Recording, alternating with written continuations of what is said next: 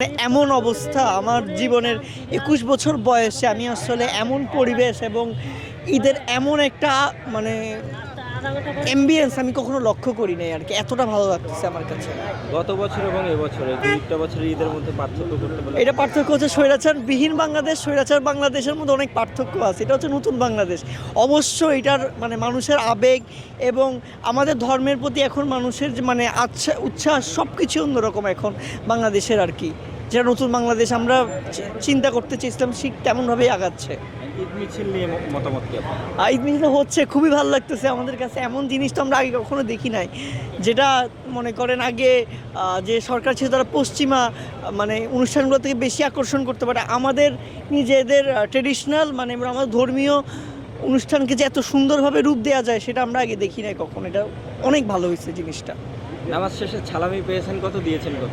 আর সালামিও এখনো পাই নাই, মানে এখন মাত্র আসলাম, এখনো কারোর সাথে দেখাই হয় নাই।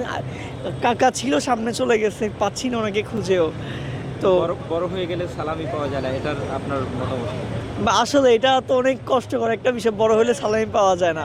এখন উচিত আমার যারা বড় আছে সবাই যদি এখানে আমাকে কিছু টাকা করে সালামি দিয়ে যায়, সেটা আমার জন্য খুবই আনন্দকর মুহূর্ত হবে এই আর কি। আচ্ছা ভাই, থ্যাংক ইউ ভাই।